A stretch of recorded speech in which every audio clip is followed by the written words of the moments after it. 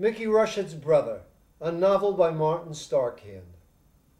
Manhattan, 1944. Chapter 13. Mr. Roshensky, I swear I don't know nothing about it, Joey Barbero swore. I take you at your word, Joey. But is it possible that someone who's affiliated with you in some way might have decided of his own accord to... Nobody who's a Phil, nobody who's connected with me in any way decides nothing on his own without first asking me permission. They were sitting in Joey's office at his club, and he rose from his chair and opened the door and summoned Richie Armante. Richie, he spoke to his cohort gravely when he walked in. Did you go sniffing around Mr. Roshensky's place in Brooklyn yesterday? Richie looked at Joey blankly, which was as close to dumbfounded as he was capable. No, Joey, why would I do something like that for? This is what I would like to know. You do funny things sometimes, Joey said.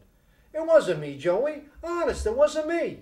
Okay, but I want you should know that I don't want you hanging around Mr. Roshensky's house for no reason. Understand? Richie couldn't fully comprehend why he was being advised not to do something he hadn't done anyway, but he nonetheless agreed never to do it again. Mr. Roshensky, I'm very sorry about this, and I will check it out with all my associates to find out who done it, Joey said.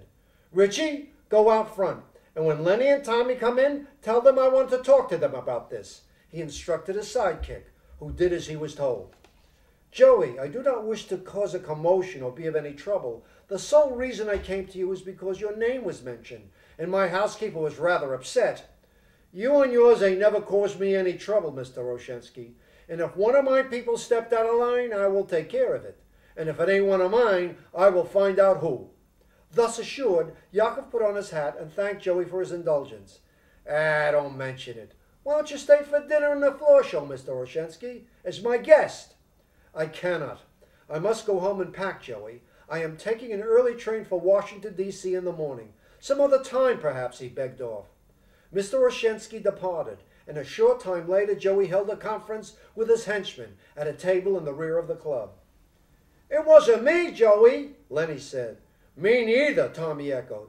I already said it wasn't me, Joey, Richie added just to make sure. I know it wasn't any of you guys. I'm pretty sure I know who it is, Joey observed. Who? Richie asked. Joey let the question float in the air unanswered. Big Angie, Richie eventually concluded. Good, Richie, that's good.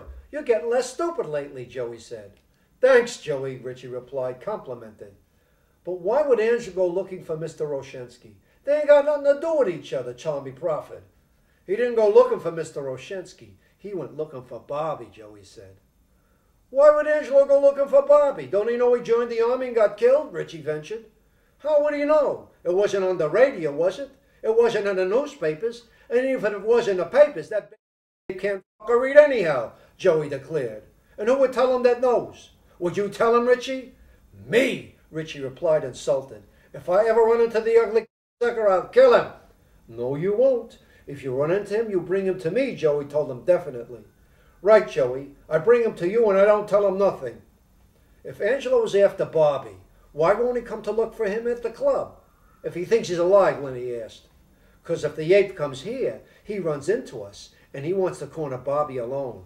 That means he's going to hang around Bobby's house in Brooklyn, and we're going to hang around there too, and we're going to catch him. But I thought you said we wasn't supposed to hang out by Mr. Roshensky, Richie said. That's right. I don't want him to know you're around, and if you don't know you're around, then you're not hanging out there. Capish? Richie and Lenny and Tommy nodded their heads in understanding. We ain't got enough men to do this around the clock, but I figure Angelo, since he's hiding out, will most likely come at night, Joey reasoned. So tonight, Richie and Lenny cover the house. Tomorrow, Richie and Tommy, and then Richie and me. I want you there, Richie, every night, 'cause you know Angelo and Tommy, and they ain't so familiar with the scumbag. Lenny and Tommy went into the kitchen to grab a bite to eat, leaving Joey and Richie alone at the table. If Angelo was smart, he would have stayed in the can. He was safer there. But he's out, and he got no one to go to. He's hot, and nobody wants to touch him. He's like a lost dog on the street, and when he lifts his leg to piss, we got him, Joey proclaimed. I don't want nothing to go wrong, Richie. I don't want Angelo to get away, and I don't want nothing to happen to Mickey's old man. Don't worry, Joey. Big Angie won't get away from me. I got Marco for you, didn't I? Richie reminded his friend. And he was smarter than Angelo. In certain things I ain't so stupid, Joey. Joey smiled at him. No, Richie, in certain things you ain't. It's tough on the old guy, though, losing Mickey the way he did. Then Bobby being killed in the war and all. It's tough, all right, except I don't believe Bobby is dead, Joey said. What do you mean? Didn't Mr. Roshensky get a telegram saying Bobby was killed? Yeah, he got a telegram, so what? Maybe someone else got killed and they thought it was Bobby. Christ, everybody's getting killed over there. But let me tell you something, Richie. Bobby was in the center of it when they took down the Mick, and he came away from it. He jumped off the roof, and he came away from it. I was there when Nick Gentaglia shot the kid right in his head, and he came away from it. This kid is made of f***ing rubber. He keeps bouncing back at you. I don't believe he's dead. I don't believe anything or anybody can kill him. I don't believe it.